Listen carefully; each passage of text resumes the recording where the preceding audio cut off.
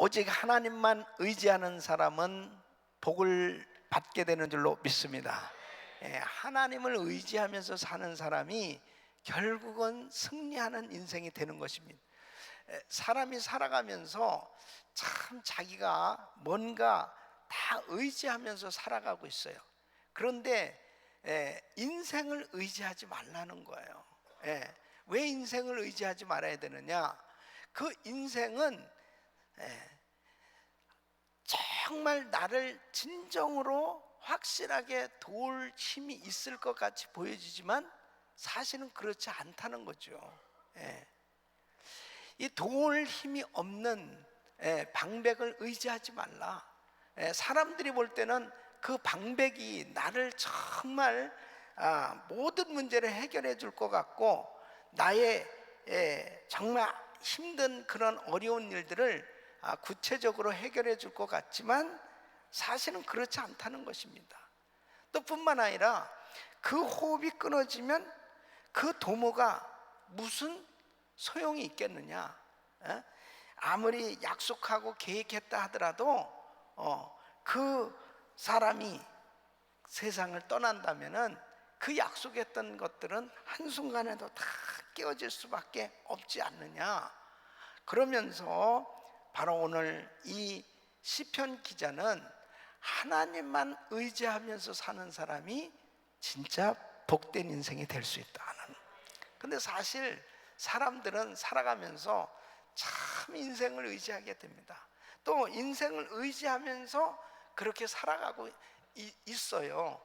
그런데 이 신앙이라고 하는 것은 어떻게 하면은 자꾸 하나님을 의지하는 사람이 되도록 할까? 하나님을 더 의지할 수 있는 그러한 그 신앙을 갖게 되어지는 것, 이것이 진정한 믿음 생활이란 말이에요. 그러니까 신앙생활을 하면 할수록 세상을 향하던 그 마음이 하나님을 자꾸 향하는 마음이 되어졌을 때 그 사람의 신앙은 점점 깊어지고 그 주님의 은혜 가운데 승리하는 삶이 될 수 있는 것입니다. 그러니까 신앙생활을 아무리 오래 하더라도 정말 우리의 그 마음이 자꾸 하나님에게서 멀어진다면 그 신앙생활은 성공할 수가 없는 거예요. 그래서 하나님께서 자꾸 인생에게 실망을 느끼고 그리고 내가 뭔가 세상에 의지했던 것을 잃어버리고 그리고 마음이 허탈해하고 힘들어하면서 결국 자꾸 하나님을 의지를 해야 되겠다, 이렇게 하나님 앞에 기도 제목들을 허락해 주시고 하나님을 결사적으로 매달리도록 하게 하시는 것은 사실 하나님의 은혜입니다. 그 자체가. 그러니까 사람들은 정말 모든 것이 다 좋아 보세요. 정말 자기가 그냥 생각했던 것, 또 이 세상에 의지하는 것들을 짝하고 좋아하고 그렇게 살아갈 수밖에 없어요. 그것이 결단과 행복이 아니라니까. 어떤 면에서 보면은 참 하나님만을 의지하지 않고는 살 수 없는 이런 상태가 되어졌을 때, 그때가 나에게 가장 힘들고 어려운 세상적으로 보면 고난의 때일 수 있어요. 환난의 때일 수 있어요. 그러나 하나님을 의지하고 산다면 그것이 행복입니다. 그것이 축복이에요. 그러니까 정말 이제는 뭐 세상 것 의지할 게 하나도 없구나. 사람을 믿어도 안 되겠구나. 그런 것들에 대해서 빨리 깨달을 수 있다면 참 그 사람은 신앙이 금방 철들 수가 있는 거죠. 그런데 대부분 사람들이 하나님을 믿고 정말 잘 신앙생활 하는 것 같은데 결국은 자꾸 마음이 하나님을 의지하기보다 세상 것을 의지하는 데서 문제가 생겨지는 겁니다. 그러니까 영적인 사람이 되어지지 못하는 이유가 뭐냐면 자꾸 세상을 의지하려고 하는 거, 이런 것은 결국은 안 돼요. 그러니까 성경 공부하더라도 그 말씀을 내 삶 속에서 체험을 하기까지는 이 믿음을 갖고 온전히 주님을 의지하기가 참 어려워요. 그래서 내 인생에 정말 사망의 음침한 골짜기를 지나고 그리고 다 죽을 것만 같은 그러한 시험과 그 환난과 이 고난의 때를 통과하면서 야, 주님밖에는 없구나, 정말 주님밖에는 없구나 하는 것을 확실히 내가 내 삶 속에 체험하게 된다면 축복된 인생이 되는 겁니다. 그러니까 어떤 면에서 보면은 참 믿음이라고 하는 것은 주님을 확실하게 붙들고 주님을 의지하려고 하는 거, 이게 믿음 생활이에요. 할렐루야. 그래서 이 시편 기자는 매일같이 이 시편 146편을 이 암송하면서 노래로 찬양하면서 정말 하나님을 의지하면서 끊임없이 하나님 앞에 가까이 나가는 인생이 되어야 되겠다, 이렇게 작정하고 하나님 앞에 신앙생활하는 이 믿음의 표현, 이것이 바로 이 시편 146편의 구구절절이 정말 그 자신의 신앙을 고백하고 있습니다. 자, 그래서 지난 시간에 우리가 충분히 정말 하나님만을 의지해야 되는데, 하나님은 충분히 우리가 신뢰할 만한 분이시다 하는 것에 대해서 우리가 같이 말씀을 나눴습니다. 그 첫째가 뭐예요? 여호와는 우주 만물을 창조하시고 그것들을 주관하시는 분이시기 때문이다 그랬어요. 하나님은 천지와 바다와 그 중에 만물을 지으시고, 그리고 이 세상의 모든 만물이 그냥 우연히 생긴 것이 아니고 하나님의 계획 가운데, 하나님의 뜻 가운데 다 생겨지시고 만드시고, 우리 주님은 지금도 붙들고 역사하고 계신 것입니다. 그래서 사복음서에 보면 우리 예수님께서 무리를 걸으시고 물을 포도주로 바꿔놓으시고, 그리고 죽은 자를 살리시고 오병이 기적을 베풀어 주시고 바람과 파도를 잠잠케 하시는 그 신적 권위, 하나님이 어떤 분이시다라고 하는 것을 보여주시는 것은 바로 뭐예요? 그분을 의지하면 우리 인생에 정말 힘들고 어떠한 불가능한 일도 가능케 하시는 하나님의 기적을 체험할 수 있다는 것입니다. 그러니까 그분을 의지하는 사람이 진짜 축복인 거죠. 그러니까 이런 하나님을 믿으면서도 자기의 삶 가운데 정말 절망스럽고 힘들고 어려운 일이 생겼을 때 그냥 좌절하고 낙심하고 그냥 실망하고 하나님을 의지하지 않고 산다면 진짜 바보 멍청이라는 거예요. 그런 바보가 어딨냐는 거예요. 아니, 하나님은 살아 계시고 지금도 그분께서 역사하고 계신데 그분을 의지하고 살 수 있다는 거, 이것이 축복 아니냐는 거예요. 우리가 의지하는 그 하나님이 어떤 분이시냐 하는 것을 지금 말씀하고 있는 것입니다. 여러분, 네덜란드의 전도자요, 위대한 간증자인 이 코리덴품 이 여사는 그 네덜란드에서 그 세계 2차 대전 때 그 유대인들이 엄청난 핍박을 당하고 쫓김을 당하고 수용소에 갇히는 그런 상황 가운데서 그 부모가 그 유대인들을 그 보호해 주죠. 그러니까 유대인들이 그때 당시에 잡히면 다 끌려갔으니까, 그래가지고 자기 집에 그 피난처 같이 이렇게 벽을 뚫어가지고 그 창고 같은 데다가 유대인들을 숨겨줬는데, 어떤 잘못된 밀고한 사람에 의해서 그게 다 발각이 났어요. 그래가지고 일가족이 다 나치 수용소에 갇혀지게 됩니다. 엄청난 고문을 당하면서 계속 어려움을 당하는데 정말 죽을 것만 같고 이제 견딜 수 없는 그런 고문, 힘든 그런 속에서 너무 실망하고 앉아 있는데 이 개미가 이렇게 바닥을 기어가고 있는. 그러더니 그 물이 고여 있는 걸 보고 금방 벽이 조그만 곳으로 이렇게 들어가는 그 모습을 보고 있었다는 거예요. 그런데 그 순간에 성령님께서 그 마음에 감동을 주신, 야 컬리, 너 저 개미 보이니? 저 바닥에 물을 보고 자기가 스스로 그걸 피해서 숨지 않니? 내가 바로 너의 피난처가 아니니 너는 나한테 숨으면 되잖아. 그런 주님의 감동이 오면서 너의 약한 믿음을 보이지 마라. 내가 너의 피난처가 되어줄게. 그러니까 참 우리가요, 신앙생활 하면서 때로는 참 자그마한 어떤 일에도 쉽게 실망하고 좌절하고 낙심할 때도 있지만, 또 절망스러운 그런 일들을 만나게 됐을 때 모든 것을 다 포기할 수밖에 없는 그런 힘든 일들을 경험할 때가 있어요. 그럴 때 주의 음성을 듣는 사람이 승리할 수 있는 거예요. 우리 주님은 분명히 살아계시거든요.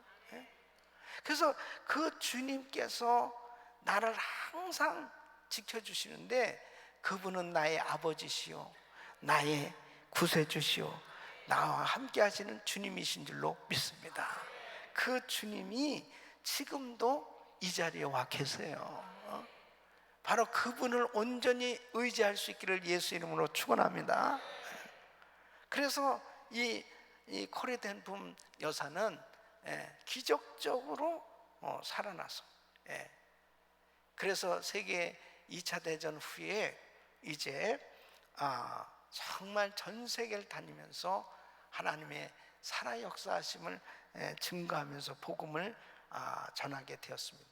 여러분, 때로는 우리에게 절망스럽고 힘들고 어려운 일들이 있지만은 그때 하나님을 온전히 의지하면 그 주님의 깊은 은혜를 경험할 수 있어요.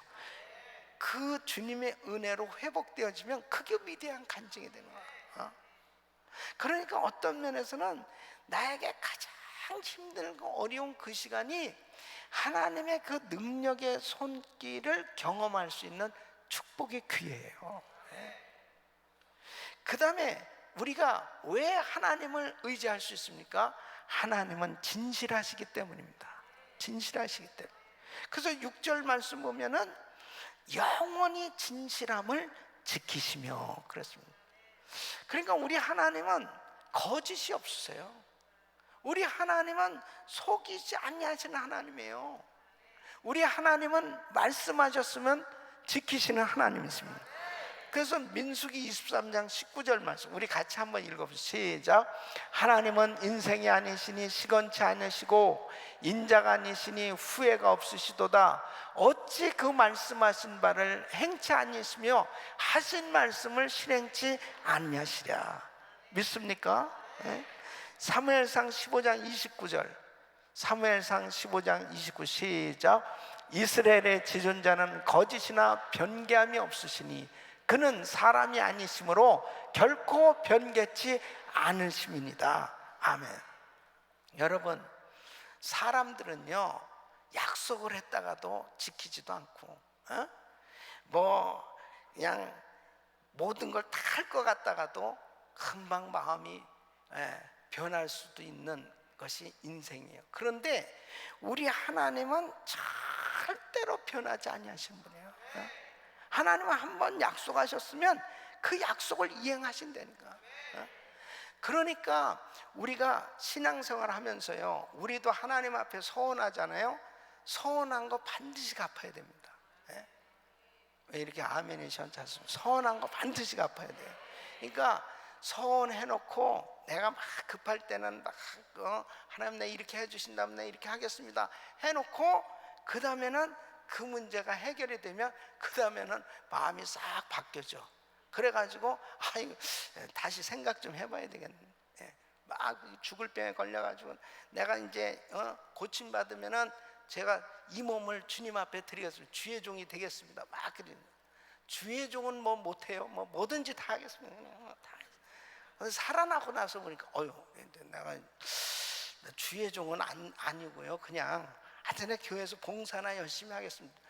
자꾸 점점 제정신이 돌아오네. 제정신이. 제정신이 돌아와. 그러니까 하나님 앞에 이 약속을 하면요, 그 약속을 지키려고 할 때 주님께서 은혜를 주시는 거예요. 그러니까 왜? 하나님은 신실하신 분이니까 그래요. 내가 그냥 하나님 앞에 약속해놨고 이랬다 저랬다 막 하잖아요. 그러면 주님께서도 신실하신 하나님이기 때문에 내가 신실한 마음을 가질 때까지 기다리신다니까요. 그러니까 우리 주님 앞에 정말 작정하고 약속하면 그 약속을 이행하려고 애를 쓸 때 하나님께서 은혜를 주시는 거예요. 그분의 성품입니다. 그분의 성품이. 그래서 하나님은 진실하신 분이기 때문에 그분을 의지할 수 있는 거예요. 왜 사람을 의지하면 안 되냐? 사람을 믿고 의지했는데 그 사람이 딱 마음이 바뀌어지면 그게 바로 배신이잖아요. 그게 바로 그 사람에게서 실망하게 되어졌을 때 어떻게 되느냐? 이거 뭐야? 그러니까 결국은 어떻게 됩니까? 결국은 좌절하고 실망하고 원수가 되어지고 문제가 되잖아요. 그런데 우리 하나님은 진실하신 분이기 때문에 그분은 100% 그분을 의지해도 절대로 후회함이 없다니까요. 절대로. 하나님은 사기치시는 분이 아니에요. 하나님은 만일 하나님이 자꾸 변하신다면 우리가 어떻게 그분 앞에 기도를 할 수가 있겠습니까?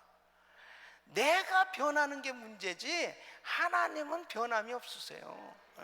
믿습니까? 그래서 항상 내가 진실한 사람이 되려고 노력해야 돼요. 그러니까 사람들과의 관계 속에서도 어떻습니까? 사람들의 관계 속에서도 말을 함부로 약속을 함부로 하면은 그것을 하지 못할 때 이 사람 진실하지 못하네, 이 사람 신실하지 못하네, 이 사람 믿을만하지 못하네. 그래도 사람들이 인정하지 못하잖아요.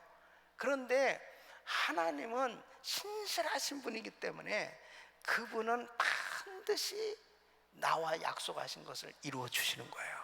그러니까 우리가 정말 하나님 앞에 그렇게 매달려 기도할 때 내 마음에 평강이 있을 수 있고 응답받을 수 있는 그 이유가 뭐예요? 우리 하나님의 약속은 반드시 이루어지기 때문에 그렇습니다.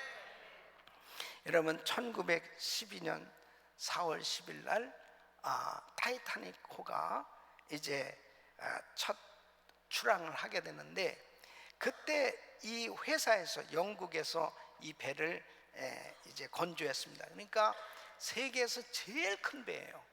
세계에서 제일 큰 배. 그때 막 너무너무 자랑을 하면서 뭐라고 자랑했냐면 하나님도 이 배를 침몰시킬 수 없다 그렇게 광고를 했어요.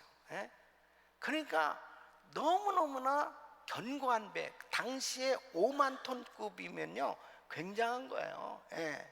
그랬는데 2번 출항도 아니고 그냥 한 번 출항했습니다. 4월 10일 날 출항해서 4월 15일 날 암초에 부딪혀 가지고 이 배가 파손이 됩니다. 1513명이 다 죽게 됐어요. 그러니까 여러분 보세요. 사람은 진짜 너무나 유약한 거예요. 뭐를 갖다가 그렇게 큰 소리를 칠 수 있는 게 있어요? 뭐를 자신할 수 있는 게 있겠냐고요. 세계에서 가장 큰 배 아니라 뭐 세계에서 아무리 견고한 배를 지었다 할지라도 자랑할 수가 없는 거예요. 결국 하나님만 진실한 분이시오. 그분만 의지하는 것이 복입니다. 그러니까 우리는 항상 어떤 그 환경 속에서도 오직 주님만 자랑해야지 결국 이 세상의 것을 의지하고 자랑할 것이 하나도 없어요. 여러분, 이게 신앙생활하면 이걸 빨리 깨닫는 사람은 그만큼 하나님의 은혜 속에서 살 수가 있다는 거예요. 이게 정말 중요한 거예요. 세 번째는 공의와 긍휼이 하나님이시기 때문에 바로 우리 하나님을 의지할 수 있다는 것입니다. 자, 우리 7절부터 9절까지 우리 같이 읽겠습니다. 시작. 압박당하는 자를 위하여 공의로 판단하시며 줄인 자에게 식물을 주시는 자시리로다. 여호와께서 갇힌 자를 해방하시며 여호와께서 소경의 눈을 여시며 여호와께서 비굴한 자를 일으키시며 여호와께서 의인을 사랑하시며 여호와께서 객을 보호하시며 고아와 과부를 붙드시고 악인의 길은 굽게 하시는도다. 그랬습니다. 그러니까 하나님께서 만약 우리에게 무관심을 하시고 그리고 정말 우리의 그 어려운 형편도 돌아보시지 아니하시는 분이라면 어떻게 그분을 의지할 수 있겠습니까? 근데 우리 하나님은 어떤 분이시냐? 압박당하는 자를 위하여 공의로 판단하시는 분이시다. 여러분, 정말 이 세상을 살아가면서 억울한 일이 얼마나 많잖아요. 너무너무 많잖아요. 억울한 일이 한두 가지가 아니에요. 그럴 때 하나님 정말 살아계세요. 하나님, 어떻게 내가 정말 이 억울함을 누구한테 얘기할 수 있겠습니까? 그런 일들이 생겨졌을 때 공의의 하나님께서 책임져 주신단 말이에요. 이걸 믿으셔야 돼. 그러니까 뭐예요? 하나님 앞에 하소연할 수 있다는 게 얼마나 축복이에요. 하나님 앞에, 하나님은 아시지 않습니까? 그 하나님 앞에 다 자기의 마음을 다 토로해낼 수 있다는 것이 이게 얼마나 감사한 일인지 모릅니다. 그러니까 세상 사람들은 이러한 어떤 그 돌파구, 좀 뭔가 자기의 마음을 내놓을 수 없기 때문에 자살하는 겁니다. 정말 난 너무 억울하다. 그래서 자기의 결백, 깨끗함을 주장하기 위해서 내 죽음으로써 보여줬다. 너무 안타까운 거예요. 공의의 하나님 앞에 하나님 모든 걸 다 알고 계셔. 그분 앞에 다 내어놓을 때 하나님께서 선악간에 판단하신 줄로 믿습니다. 또 줄인 자에게 식물을 주시는 분이세요. 그래서 7절 보면 줄인 자에게 식물을 주시는 자시리로다 그랬습니다. 하나님은 우리의 모든 형편을 아시고 우리의 부족한 부분을 채워주시는 하나님이세요. 또 세 번째는 갇힌 자를 해방시키는 분이시다. 7절 보면 여호와께서 갇힌 자를 해방하시며 그랬습니다. 여러분, 뭐예요? 억울하게 정말 죄 없이 투옥된 사람도 있잖아요. 예를 들면 성경에 요셉은 죄 없이 감옥에 간 거예요. 그랬을 때 요셉을 금방 그 감옥에서 건져주시지 않았어요. 그곳에 지내는 동안에 어떤 면에서 보면 이제 내 인생이 이것으로 그냥 끝나나 보다 이렇게 생각할 만큼 참 시간을 보내야만 했어요. 그런데 여러분 보세요. 하나님께서 요셉을 그 감옥에서 건져주실 때는 바로 왕 앞에 세워주신 줄로 믿습니다. 그러니까요, 우리가 때로는 이렇게 나의 삶 가운데 어려운 일이 생겨가지고 시간 낭비하는 것 같고 나 정말 많은 걸 잃어버린 것 같고 힘든 어려운 일을 만나잖아요. 그랬을 때 내가 정말 하나님을 온전히 의지하고 하나님 앞에 간절히 기도하면서 그분을 신뢰했을 때 어떤 면에서는 잃어버렸던 세월을 한꺼번에 회복할 수 있는 그런 하나님의 은혜를 받을 수 있어요. 보세요. 요셉이 17살 때 꿈을 꿨는데 하나님께서 정말 세계를 다스리는 그런 지도자가 될 꿈을 하나님 주셨어요. 근데 요셉에게 있어서는 계속 고난이야. 그 꿈을 꾸고 난 다음에는 정말 그 꿈 꾸기 전에는 채색 옷을 입고 아버지의 사랑을 받으면서 집에서도 그냥 편안하게 잘 살았어. 그랬는데 이 꿈 얘기를 하면서부터 형들이 미워하고요, 꿈 얘기를 하면서부터 고난이 시작됐어. 꿈 얘기를 하면서. 그래가지고 애굽에 막 죽이려고 하질 않나 애굽의 노예로 팔아버렸습니다. 예? 그 다음에 거기 가가지고 간신히 어떻게 좀 이제 자리를 잡나 했더니 또 보디발의 아내가 정말 그렇게 자기를 괴롭히는 거예요. 그 결국은 모함을 당하고 감옥에 들어갔어요. 자 보세요. 그러면 요셉이 그렇게 하나님을 잘 믿는데, 그리고 하나님이 그렇게 비전과 꿈을 주셨는데 왜 요셉의 일생은 그렇게 고난이 많습니까? 근데 그 고난 과정 속에서 이 요셉은 하나님을 전적으로 신뢰한 거예요. 예. 보디발의 가정에서도 온전히 주님을 의지했고, 감옥에 들어가서도 온전히 주님을 의지했고, 예? 국무총리가 돼서도 주님을 온전히 의지했고. 그러니까 보세요. 바로 자기가 그 지나온 세월 가운데 그 고난의 때가 다 시간 낭비인 것 같았는데 주님을 의지한 요셉의 하루아침에 잃어버렸던 세월이 완전히 다 커버됐어요. 믿습니까? 저는 우리 김광신 목사님을 뵈면서, 목사님이 42살에 예수님 믿으시고, 그러니까 그 다음에 늦게 이제 신학교 가서 47에 졸업하시고, 이제 그러시면서 목사님 생각에는 내가 너무 늦었다, 내가 너무 늦게 믿었고, 난 너무 늦었다. 그러니까 마치 1000m를 100m 달리듯이 그렇게 죽자사자 주의 일을 하시는 거예요. 예. 그러면서 지금 가만히 보면은, 예? 지금 81세신데요. 예?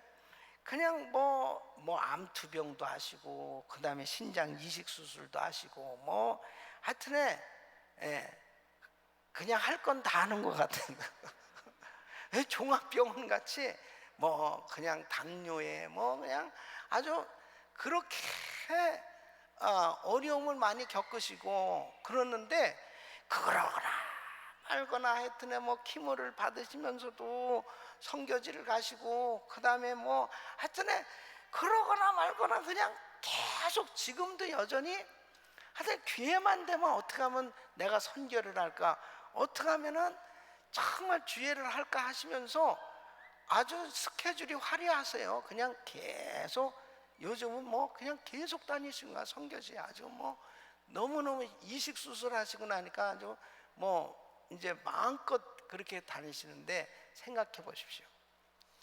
그렇게 하나님 앞에 기도하고 내가 너무 늦게 믿었고 난 너무 늦었다, 다른 사람들보다 늦었다라고 생각했는데요, 진짜 하나님 앞에 기도하면서 하나님 앞에 전폭적으로 주를 의지하니까 하나님께서 다른 사람들 30년 할 거를 10년 만에, 그리고 그만큼 지나온 세월, 허송세월 했던 거를 다 하나님께서 회복시켜 주신 줄로 믿습니다.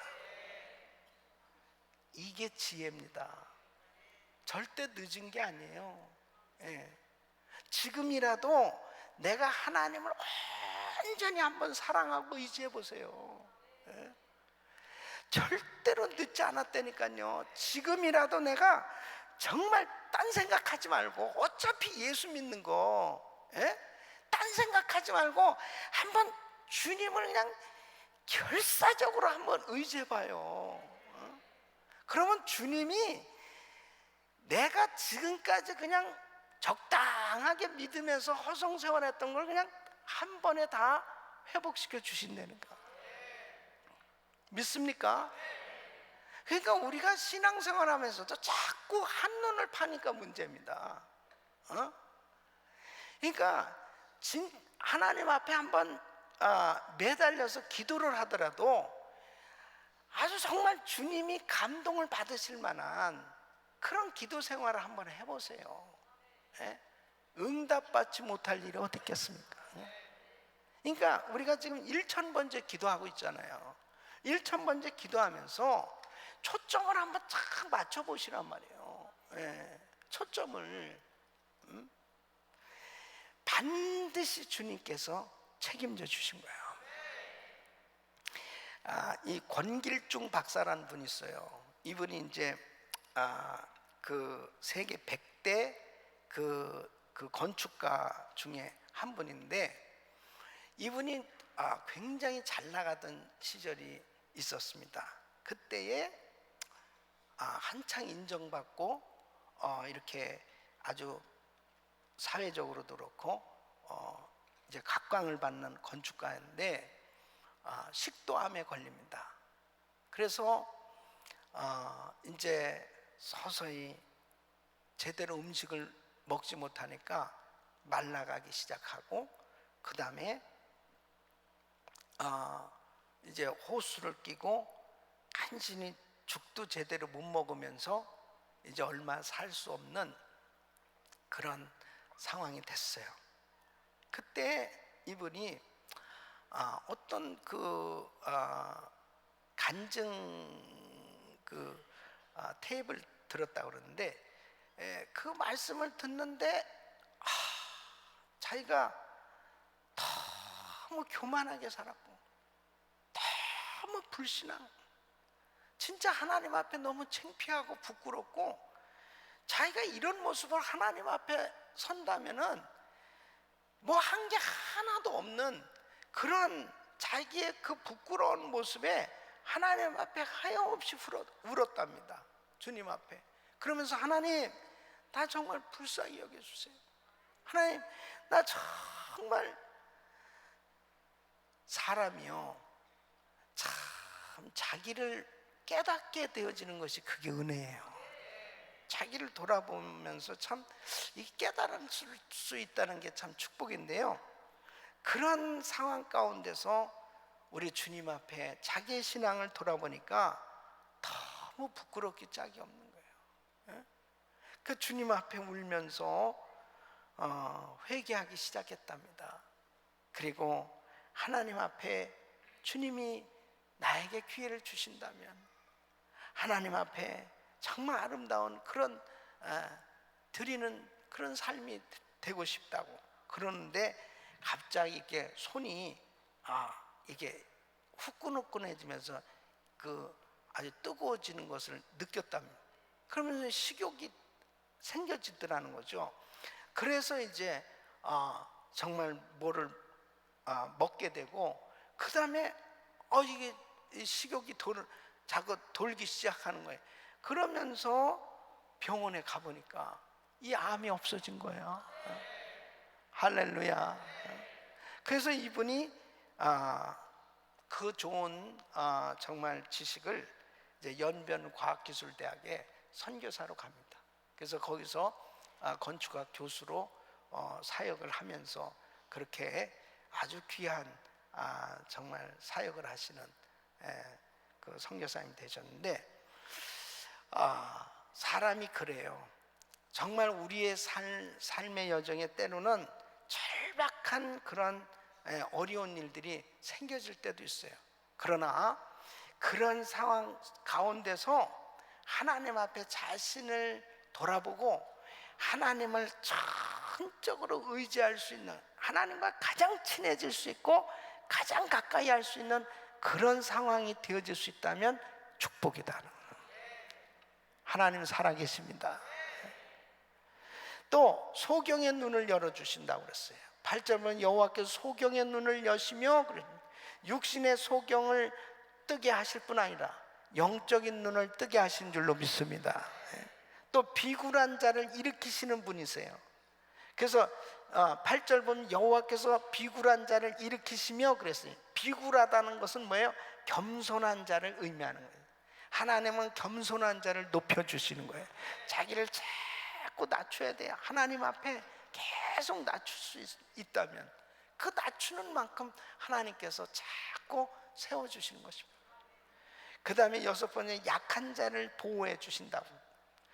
9절 말씀 보면 여호와께서 객을 보호하시며 또 미망인들과 고아를 붙들어 주시는 분이에요. 자, 9절 말씀은 고아와 과부를 붙드시며, 여러분 보세요. 의지할 것 없는 이런 연약한 사람들, 이러한 사람들을 우리 주님께서 가장 어려움에 처해 있는 이런 사람들을 하나님께서 불쌍히 여기시고 긍휼히 여겨 주신다. 이런 사람들을 위해서 사역을 하려고 할 때 하나님이 참 기뻐하세요. 예? 하나님은 고아와 과부의 아버지세요. 예? 그래서 우리가 신앙생활하면서 정말 우리의 관심이 긍휼히 여길 수 있는 마음, 불쌍히 여길 수 있는 이런 마음을 가지고 이웃을 섬길 수 있을 때 하나님께서 그걸 기뻐하시는 거죠. 이사야서 58장 6절로 7절 보면 나의 기뻐하는 금식은 그랬어요. 하나님이 어떤 금식을 기뻐하시냐, 흉악의 결박을, 하나님이 기뻐하시는 금식을 했을 때 흉악의 결박을 풀어주고 멍에의 줄을 끌어주며 압제당한 자를 자유케 하며 모든 멍에를 꺾는 것이 아니겠느냐. 또 줄인 자에게 내 식물을 나눠주며 유리하는 빈민을 내 집에 들이며 벗은 자를 보면 입히며 또 내 곤욕을 피하여 스스로 숨지 아니하는 것이 아니겠느냐. 그러니까요, 하나님께서 기뻐하시는 금식은 밥만 굶는 게 금식이 아니에요. 자신의 삶 가운데 이렇게 힘들고 어려운 사람들을 돌아보는 것이 진정한 하나님이 기뻐하는 금식이다. 그렇게 말해요. 야고보서 1장 27절에 이렇게 말씀합니다. 하나님 아버지 앞에서 정결하고 더러움이 없는 경건은 곧 고아와 과부를 그 환난 중에 돌아보고 또 자기를 지켜 세속에 물들지 아니하는 이것이니라. 고아와 과부를 돌아보고 이렇게 말씀합니다. 그러니까 우리가 무슨 산속에 들어가서 돌을 닦고 매일 기도만 하고 앉아 있으면서 이게 나는 경건한 생활을 하고 있다, 그것에 대해서 주님께서는 이렇게 말씀하시는 거예요. 네가 지금 어려움 가운데 있는 사람들을 돌아보는 것이 더러움이 없는 경건한 생활이다, 이렇게 말씀합니다. 이게 빛과 소금의 역할을 감당하는 겁니다. 그러니까 우리가 정말 이 탈북자 사역을 하면서요, 그냥 한 사람 한 사람을 보면은 너무 가슴이 너무너무 저려요. 너무너무 마음이 아파요. 어떻게 우리가 이 한민족으로 같이 태어나서 이렇게 남북이 이렇게 되어졌을까?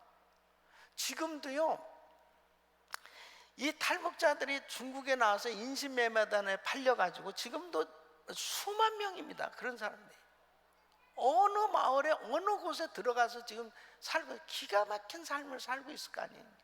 어린애들이 19살 20살 먹은 애들이 잡혀가가지고 거기에 50살 60살 먹은 사람들한테 그냥 강제로 결혼하는 거죠. 그냥 그래서 그냥 그런 속에서 거기서 뛰쳐나온 애들은 그런 대로 그게 이제 남한까지 오게 되고 이게 됐는데 평생 그냥 그렇게 거기서 학대를 받으면서 사는 사람들도 있을 거고, 정말 가슴이 너무너무 아파요. 너무너무 가슴이 아프고 어쩌다가 그렇게 나라가 그 지경이 됐는지. 이 완전 거지들이 그냥 전 세계 돌아다니는 거 아니에요, 그게? 그러니까 굶어 죽어가니까 어쩔 수 없는 거예요. 자기 아버지도 죽고 어머니도 죽고, 그러니까 그냥 이 유리 방황하면서 사선을 넘어서 그렇게 돌아다니는 거죠. 그게 수도 없이 많습니다 지금. 그래서 이제 남한에 나온 사람들이 한 3만 명 되는데, 이 사람들을 누가 좋아합니까? 그러니까 이 사람들도 그 남한 땅에서 적응이 제대로 잘 안 되죠. 그러니까 뭐 또 남한에 있는 사람들은 뭐 좋아합니까? 같이 더불어 살아야 되니까 너무너무 가슴이 아픈 거예요. 그런데 그 은혜 동산을 통해서 우리 성도님들이 여기서 5, 60명이 이렇게 나가잖아요. 나가서 정말 진정한 그런 사랑의 마음으로 그들을 섬기고 따뜻하게 대해주고, 그러면서 이렇게 복음을 전하면서 이게 쫙 회복이 되어졌을 때, 그 다음에는 또 우리 그 젊은 우리 학생들은요, 지금 성경 백독 학교 해가지고 성경을 읽고, 지금 필리핀으로 유학 보내고, 걔들 또 거기서 또 영어로 성경을 암송하고, 그 다음에 얘들이 또 이제 신학교를 가고, 그러면서 또 이제 교회가 세워지고, 그런 좋은 열매들이 지금 계속 맺어지고 있습니다. 여러분, 우리가 정말 주님을 섬긴다라고 했을 때, 바로 하나님께서는 우리 주변에 이렇게 어려운 사람들을 보여주시는 것은 그들을 섬기는 것이 진정한 경건이라는 거예요. 그런데 이러한 부분에 대해서 지금 뭘 말씀하느냐면은, 내가 지금 이렇게 누구의 도움도 받을 수 없는 절박한 이런 상황 가운데 놓여져 있을 수도 있는 거고, 내가 정말 약한 자가 되어지고, 내가 이렇게 갇힌 자가 되어지고, 내가 이렇게 소망 없는 사람처럼 절박한 상황 가운데 있을 수도 있는 거예요. 그랬을 때 절대로 낙심하고 좌절하지 말고, 전능하신 그 하나님을 의지하면 그 하나님께서 회복시켜 주신다는 거예요. 그러니까 우리는 이러한 환경이 아닌 정말 좋은 환경 속에서 내가 얼마든지 내 나름대로 그렇게 강한 자 같고 가진 자 같고, 그리고 많이 있는 자 같은 환경 속에서도 하나님을 의지하며 사는 사람이 되라는 거예요. 그것이 축복이라는 거예요. 그것이. 그러니까 절대로 사람 교만하면 안 됩니다. 교만하면 안 돼요. 교만한 순간에 절대로 다른 사람의 어려움을 보고 비난하거나, 다른 사람의 어려움을 보고 내 마음이 높아져 있거나, 절대 그러면 안 되는 거예요. 내가 좀 가진 것, 내가 있는 것, 이런 것 가지고 절대 우리는 교만하면 안 돼요. 그것은 나누라고 하나님이 주신 거예요. 나누라. 믿습니까? 이게 신앙생활 성공하는 비결이라니까요. 신앙생활. 그러니까 하나님께서 우리 교회를 이렇게 큰 교회로 세워주신 것은 나누라고 하나님께서 교회를 크게 세워주신 거예요. 믿습니까? 우리 성도들이 잘 돼야 되는 이유, 나누기 위해서 잘 돼야 되는 거예요. 나누기. 자기 자신만을 위해서 사는 게 아니고, 우리는 나누면서 살 때 보람을 느낄 수 있게 행복할 수 있는 것입니다. 그 다음에 마지막으로 영원하신 하나님이시기 때문에 바로 우리는 그분을 의지할 수 있는 거예요. 자, 10절 우리 같이 읽겠습니다. 시작.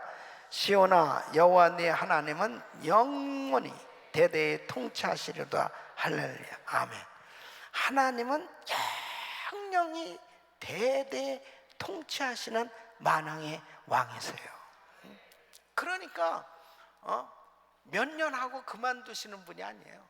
하나님은 대대에 영원히 통치하시는 하나님, 그러기 때문에 그분을 의지할 수 있는 거예요. 할렐루야. 시편 이사야 31장 1절 2절 우리 같이 읽겠습니다. 시작.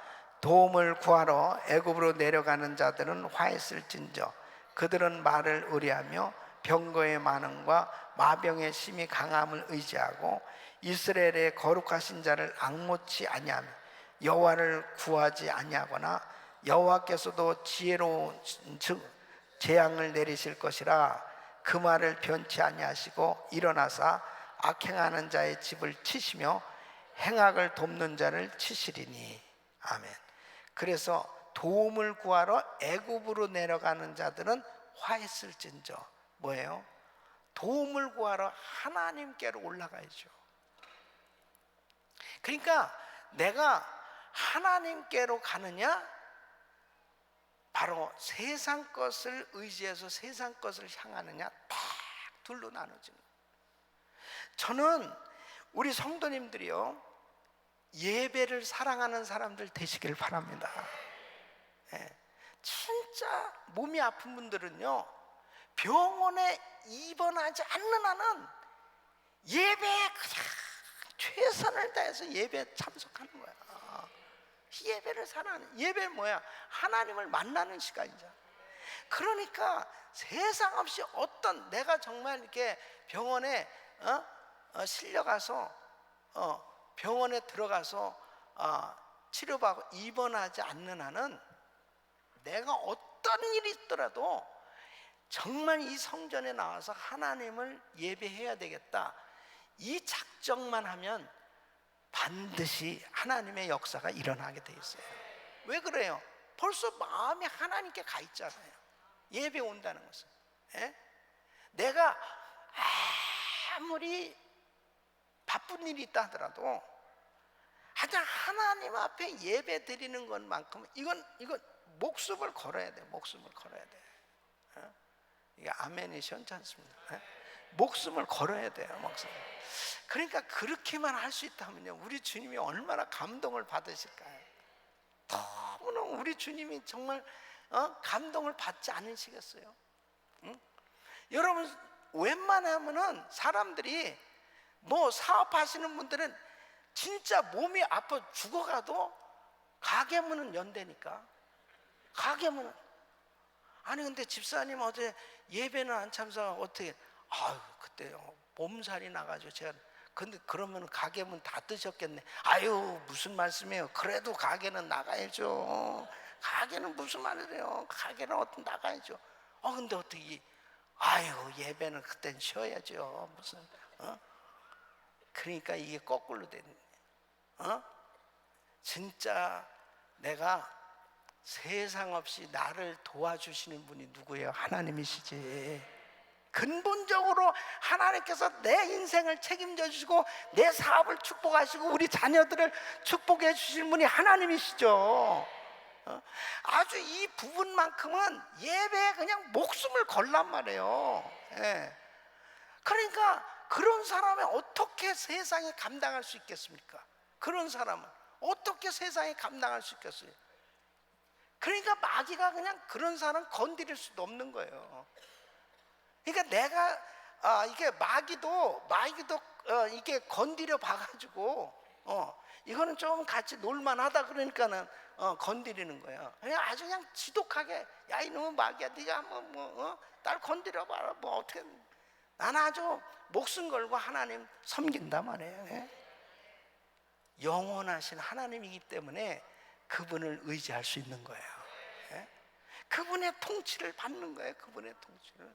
그러니까 무디는 이렇게 말씀했습니다. 천국 가는 사람들 중에 퍼스트 클래스로 천국 가는 사람이 있고 이코노믹을 타고 천국 가는 사람이 있다는 거예요.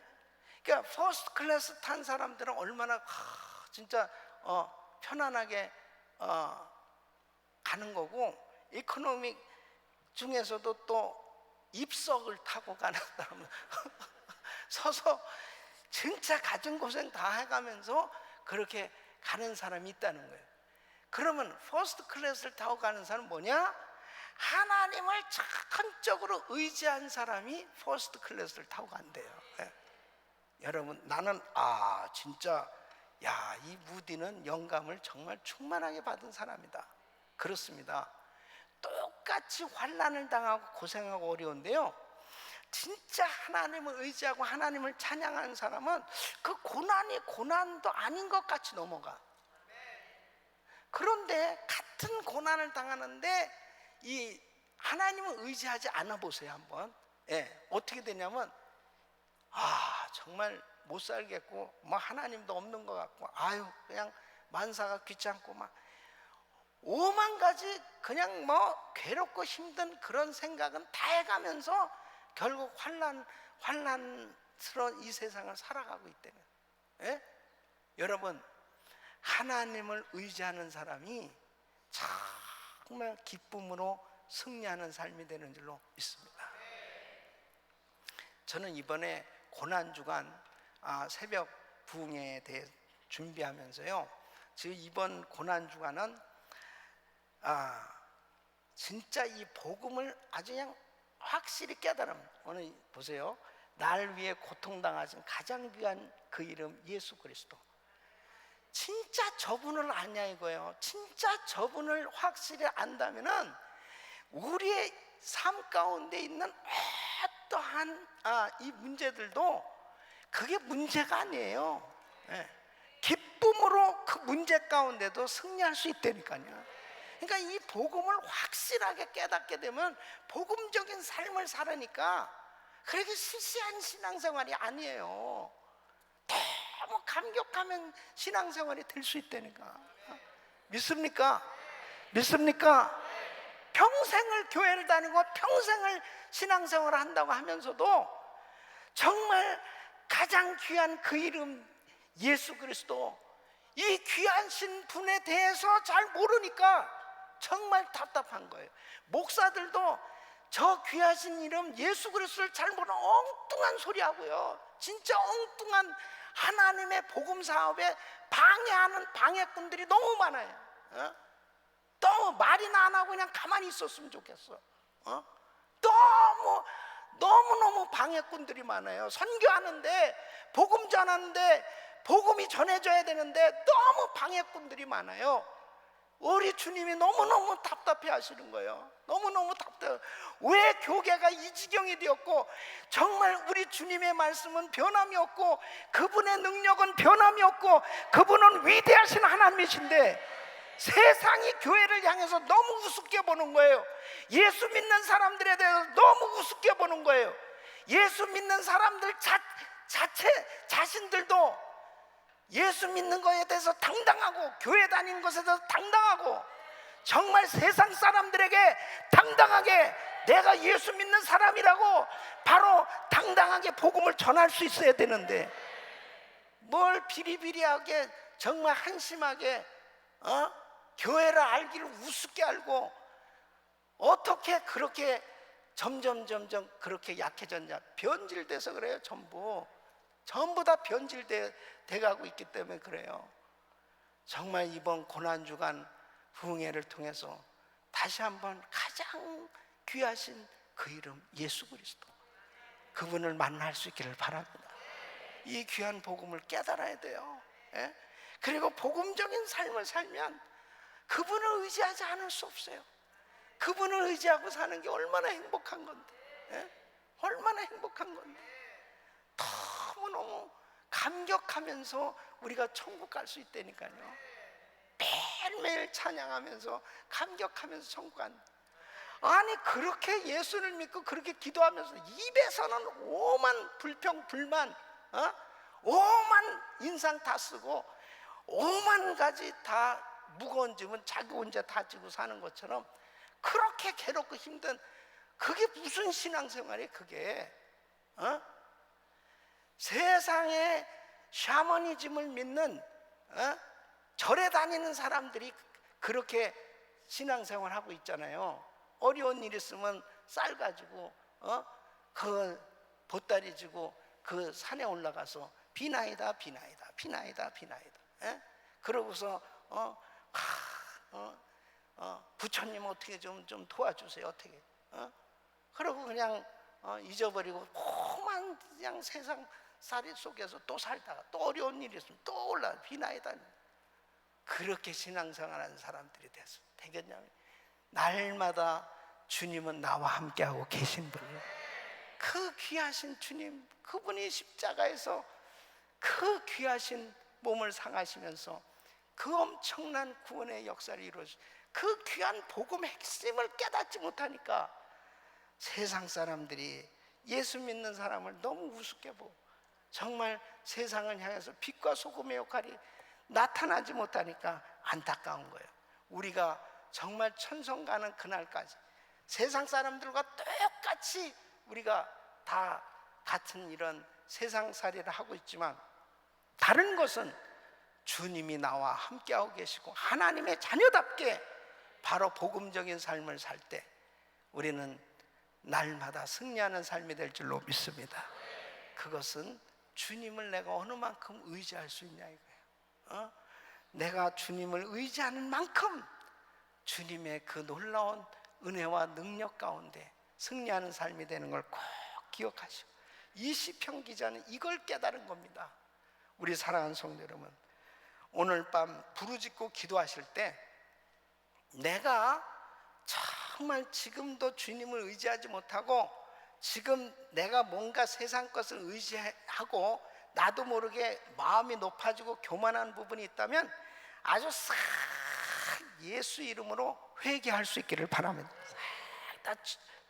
내가 지금 근심 걱정 염려하는 것도 그것도 믿음이 없어서 그러는 거예요. 다 모든 것들 불신앙적인 거 철저히 회개하고 우리 주님을 온전히 의지할 때 하나님이 주시는 평강과 기쁨이 충만하게 될 줄로 믿습니다. 이런 은혜가 여러분 모두에게 있기를 예수 이름으로 축원합니다.